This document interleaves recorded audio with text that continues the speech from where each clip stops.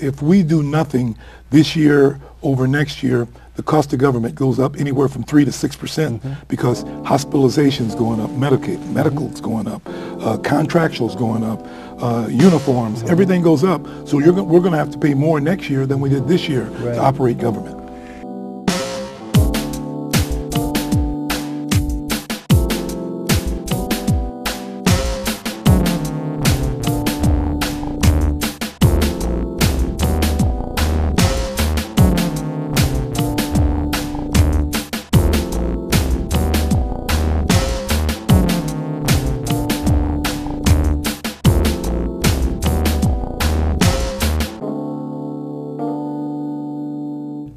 Good evening and welcome to Captions. I'm Andre Bohannon, your host, and again I want to say thank you for watching Captions. Believe it or not, 36 years Captions have been available to you, the viewers here in Central Illinois. And I think tonight you'll find a very interesting show. We're going to be talking with some public officials, and we're going to be talking people from the City Council, from the County Board, and an individual from the Health Department. Going to be talking about government at work and all the things that they do. I have tonight, as you can see, two special guests. I have Chuck Weaver and I have Eric Turner from the Peoria City Council. Good afternoon. Great. Gentlemen, again, I want to thank you for stopping by and sharing with our viewers tonight some of your thoughts and feelings about what's going on at our local level. We often hear about what's going on in the White House and what's going on in Springfield, but the closest level of government is city government, and that is what the two of you have given up a lot of your time for, and a lot of the family relationships I know are affected by being at a city council, as well as all the other meetings and things that you attend. So I want to be the first to thank you first for running and being supported by the people in our community. Chuck, you are an at-large councilman, and the same with you, Eric. Yes, sir. Yes, sir. And that means that people throughout the entire community had a chance to support you and expect, I'm certain, a lot of things from you. Chuck, you're the most recent, and I know, Eric, you've been on there quite a while, other than maybe Gary Sandberg. Yes, how many sir. years have you been on the council? 16 years. And now, how long have you been on there now, Chuck? Months. Matter of months. Matter of months. What have you found either the most rewarding or the most disappointing or most surprising during the short time you've been there? I'm smiling because I got calls after last night's council meeting, and people said, you guys have done this, you guys have done that. And I said, hold on a minute, I've only been there 2 months, so I'm not taking blame for everything. Right, but what have I found rewarding? You know, as I was pulling up down here today, I was just thinking about how rich this is for an opportunity. Chance to be here with you today. Every time you get in a room with smart people, you learn something. I was thinking about, I've got a 3 o'clock appointment that is with a couple of young people to talk about some things they're trying to do in their career that I probably wouldn't have had a chance to do otherwise. And then an hour after that, I have another meeting that is just about how you can help people have better lives. Well, that's great. And I know it's a very demanding job. Having been on the council and sitting in that seat, there's a lot of pressure. There are a lot of problems. What do you feel is one of the biggest problems now facing our community from a city council person? Well, I think you know, your government at work's our topic, but I know that you'd like to talk about our budget some. And well, without a budget, you can't work. You got it. You got it. And we've got some issues ahead of us. I know that Patrick Urick presented us graphs about 2 weeks ago talking about our budget, and presented us that we're about $9.6 million deficit we're looking at for next year. 9.6. Okay. And it's interesting, and he's trying to get this terminology out there so people understand it, that there's two parts to that. About $3 million of that is a cyclical issue, meaning when the economy improves, that part of the budget will improve. Okay. But the other $6.6 million is structural, meaning we have things existing in our budget that we will just not be able to pay for, and we've got to figure out how to get those out of our budget. And I told you when we started, or before we started, that I'm still trying to learn about our budget, so I'm glad Eric's here because he can tell you a lot of details. I can just give you some top line. Eric, what are the basic sources of which our government runs? in terms of where do the dollars from? I know we get property tax, we get sale, we get all kinds of things. Do we get state funds and federal funds? We get some state funds. As a matter of fact, we get $43.1 million in state taxes, another $83.1 million in local taxes. We get bond proceeds, insurance reimbursements, fee and user revenue. So there's a lot of different types of revenue, but when we look at our overall revenue, we receive approximately $166.3 million in revenue. Okay. But then you look at the other side and compare that with the budget that we put together just to operate, we come up with $165 million. So we got about $1.3 million to play with. Okay. So if you get more demand for salt or more demand for overtime, it eats right into that. Okay. So we've got to watch everything. And then the budget, you got to look at some of the costs, the increases that you're going to have, with police, fire, and overtime. That's where we get some of that $6.3 million that Chuck talked about earlier that we've got to make some changes to. Weren't we just blessed recently by receiving some federal dollars that are going to assist us in maintaining our police force and maybe our fire department? Yeah. You want to take that? Well, I think we've the COPS grant has been approved. I think there's 8 policemen we'll get as a result of that. And I just saw this week, I haven't seen anything from the any city communications we have, but there's possibly some dollars coming for fire as well. Okay. But that's, I know what you would know about that just from reading the newspaper. I haven't seen it from a city perspective. Okay. Now, there is a downside to some of these grants. Now, we worked it out a little differently this time just to retain the officers we have. But mostly with the COP grants, the federal government gives them to you for 2 or 3 years. Right. You hire 10 or 12 officers. And once the federal government stops paying for them, we got to come up with that $8 or $9 million to pay for those officers. And that gets to be a little tough because then you're threatened with the possibility of having to lay them off. I see. Okay. Well, speaking about policemen, I know that one of the hot issues always in the press and on the news is crime. How would you say our community is dealing with crime in terms of either other communities or any way that you see it? To me, I think crime is an issue. I always don't feel it's the major issue that either politicians are faced with during a campaign or even on the council. But do you have any results or accomplishments or whatever? I wish I would have known you were going to ask that because we just got a printout this week on crime through April. Okay. And you know, the thing that catches everyone's attention, of course, is the shootings. Right. And as a whole, our crime is down about 18%, I believe. Yeah, you're right. That was on that number. Regardless, I'm going to a neighborhood association tonight that I was invited to, and I just got an email from the person who invited me earlier today. Now, in her neighborhood, she heard gunshots yesterday, and she heard gunshots about 2 weeks ago. And this person doesn't deserve that. She doesn't deserve to be hearing gunshots, and it's tragic. And I agree. We've got to get our arms around it. And in the end, we were also talking about this before we started the show, but it's about families and it's about homes. And we're not going to solve it by just putting police on the streets. It's about families, about jobs, on how we solve it. About accountability and responsibility. Yes, you bet.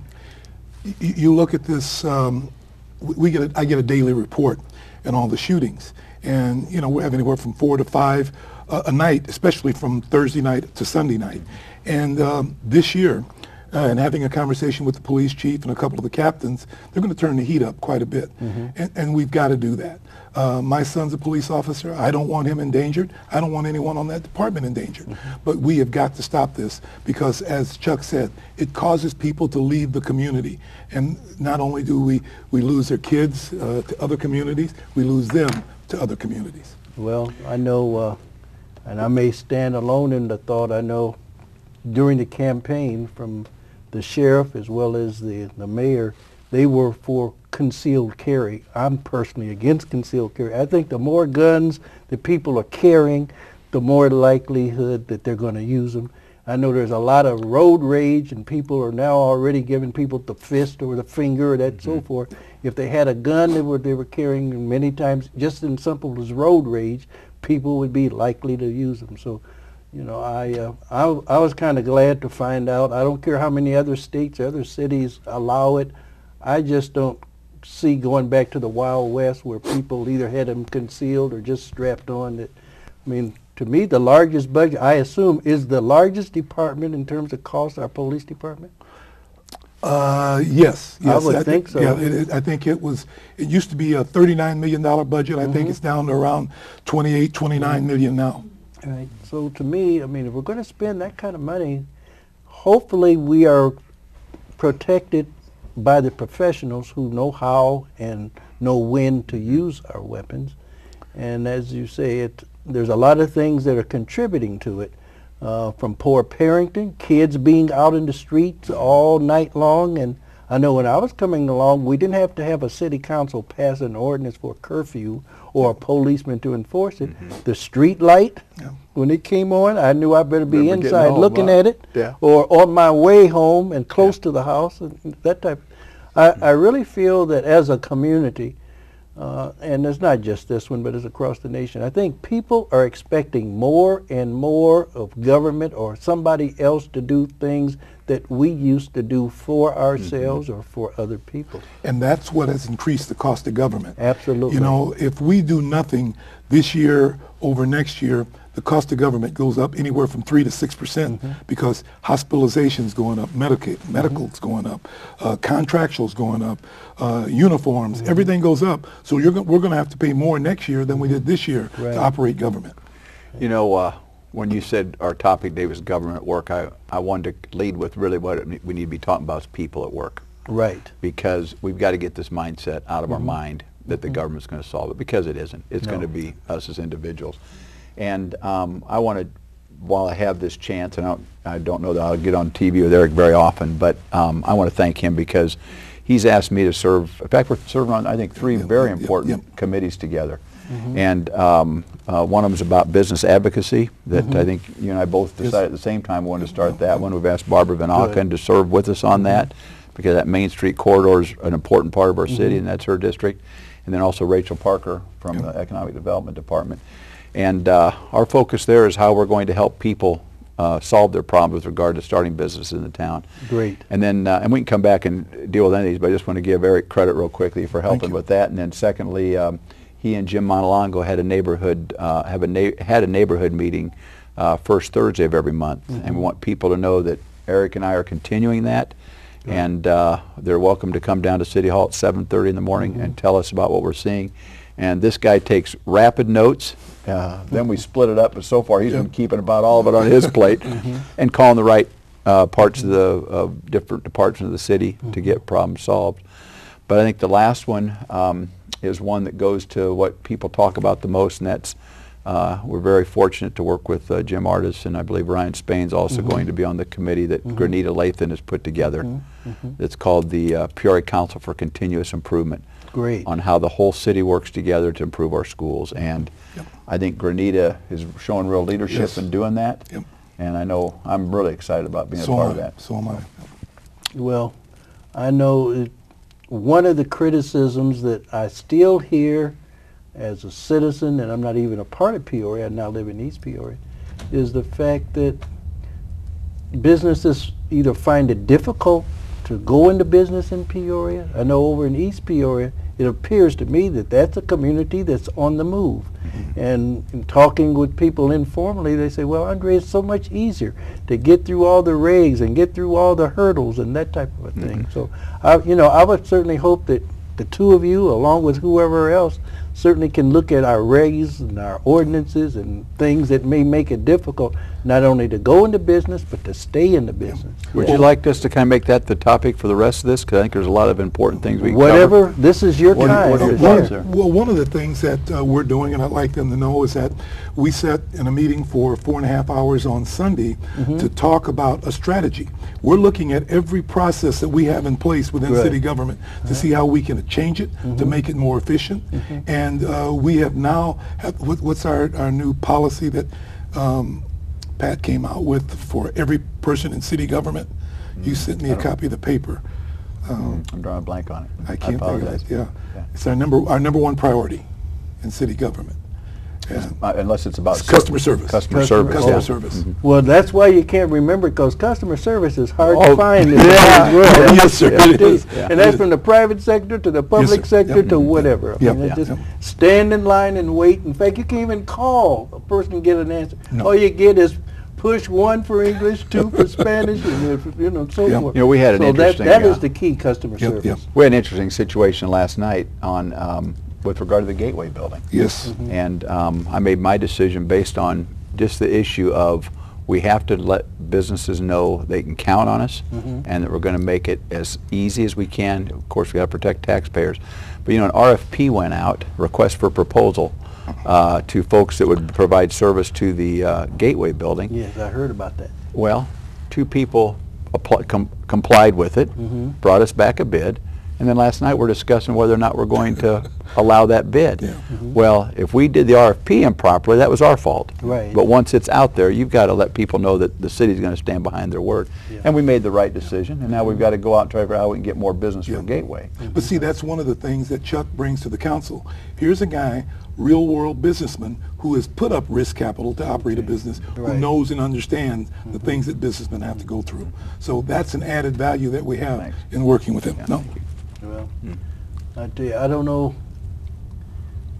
Having been on the council and knowing the demands that are made by people and their expectations and the limited resources, how you'll ever be able to really meet the needs of the community, because people have got to change their attitudes and assume accountability and responsibility.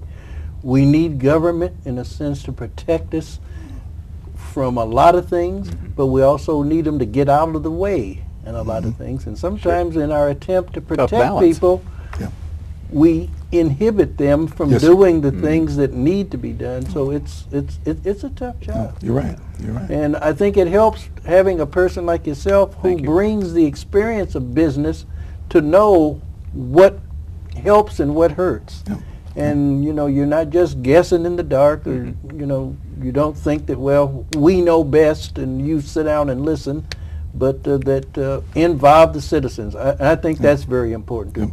Customer service involves involving the customer Yep. or the taxpayer or the client and that type of a thing. Right. So, Well, thank you. But we've got a new breed of council person now, is that, you know, I've taken the opportunity to ride with all the code enforcement officials Great. to learn and understand what goes on in the communities, what's impacting the neighborhoods. Chuck has been involved with almost every department head at City Hall. I think we're going to formulate some kind of plan to make a difference in city government. And it's going to be a big difference. You know, I wouldn't mind throwing out one thing I learned Okay. riding with a police officer All about 2 months ago. And I'd like some feedback on it because I think we're going to end up there. I asked, you know, I do this with any department I talk to, if you were king, what would you change? Because the people on the front lines understand it. right. And he said that one of the problems they have is the amount of time they have to spend when they run into a personal use amount of cannabis, marijuana, 10 grams or less.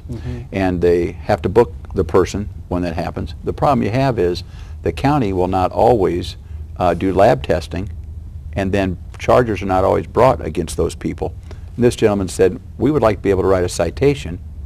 Now, if the person doesn't show it in court, they're automatically defaulted, and we want to put a substantial fine on that.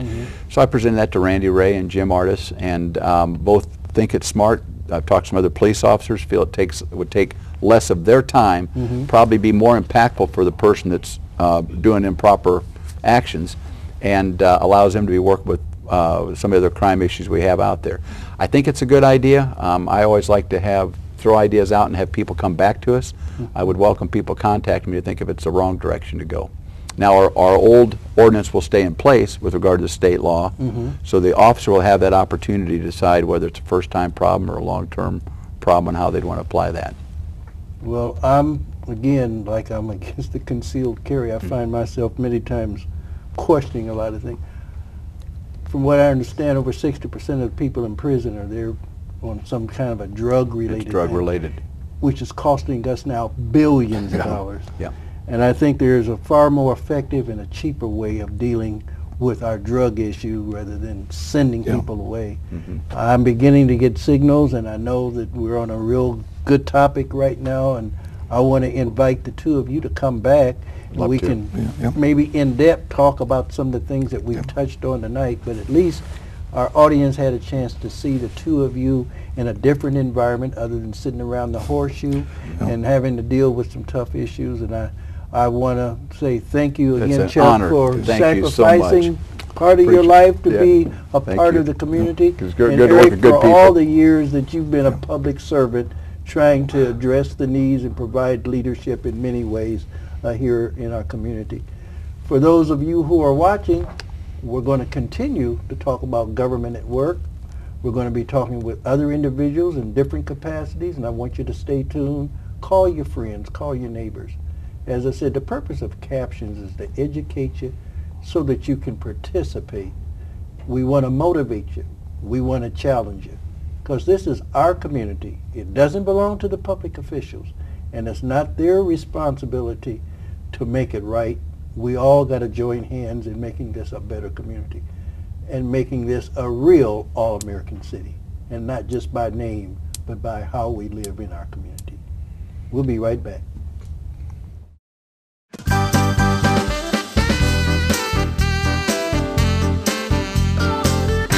Well, the Friends of Friedrichshafen, a sister city here in Peoria, approached the group after we performed at a 4th of July celebration about 2 years ago. There was a group from Clonmel, Ireland. They saw our kids and said, wow, we want them in Europe. And instead of them coming here, we're going to them. Tell us how you got involved with the Pulses of Hope. Well, actually, it's a very interesting story. We started as just the drummers from Roosevelt Magnet School. We weren't even an organized drum line. A couple of the members, they're actually here today.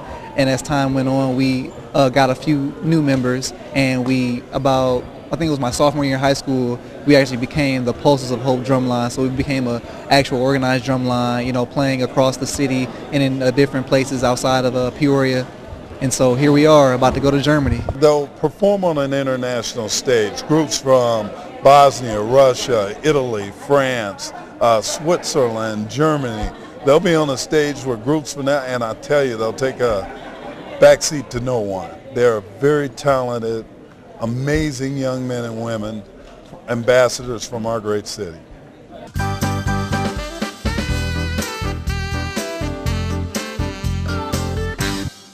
Welcome back, and I'm glad that you came back, and I hope you brought somebody else with you, because I think you'll find this segment as interesting as our first segment.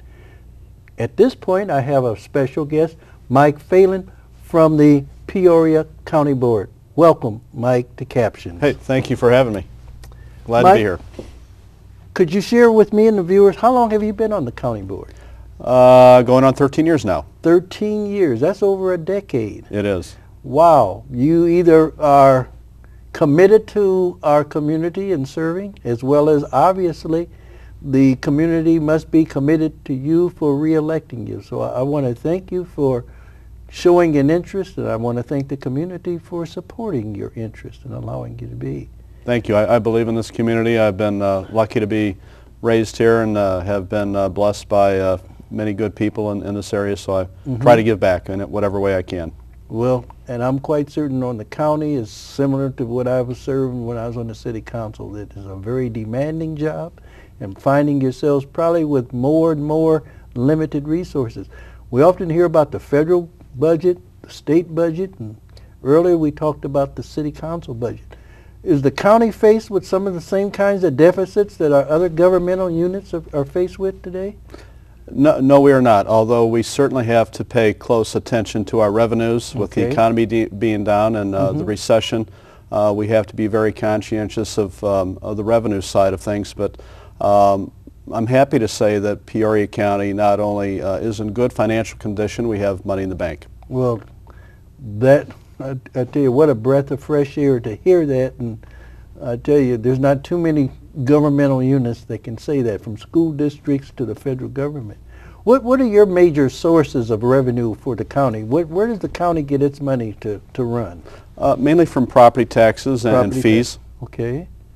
All right. And about how big is your budget? What's the size of your budget? It's over $100 million budget. Over $100 million. Well, that's not nothing to sneeze at. No. And when you consider we operate a nursing home, a jail, a juvenile detention center, a health department, we're involved in a lot of aspects of the community. And at the present time, you are operating without having a full-time administrator because that person has been grabbed by the city of Peoria to become the city manager. And from what I knew of him and see what he's doing there with the city, he seems to have been a very valuable asset to the community, and I'm certain that you find him a valuable asset that's going to be missed with the county. He will be missed. Mr. Patrick Urick became a good friend of mine. I have a tremendous amount of respect for him. I'm very happy we kept him in the community. I am too. While the county will certainly miss him, it's nice to have him just a couple of blocks away and in the community, and I'm certain he will make the city of Peoria a better place by his being there.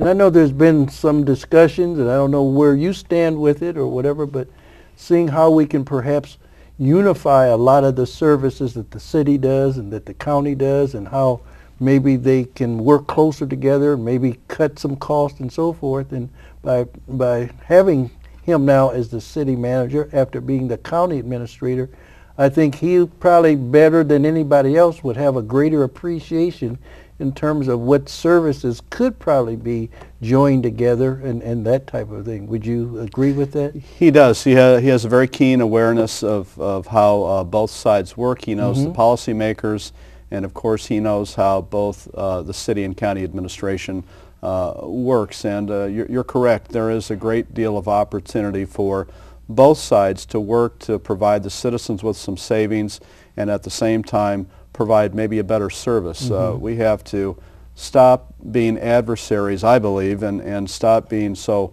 territorial about what's under our particular areas of control, and work more closely together, not only between Peoria City and Peoria County, but regionally. I believe we have to be much more competitive regionally to work together on whether it's economic development, whether it's quality of life issues, all those issues that make us a great place to live. Yeah, I'm astounded. I moved to Peoria in 1970, so that's about 40-some years ago, that not only do we have a Peoria, we have a West Peoria, an East Peoria, a Peoria Heights, and all of them are their own separate governmental units. And basically, all you do is you cross a certain street and you're in Peoria Heights, it's another one, you're in West Peoria. Had to at least cross the river before you're in East Peoria.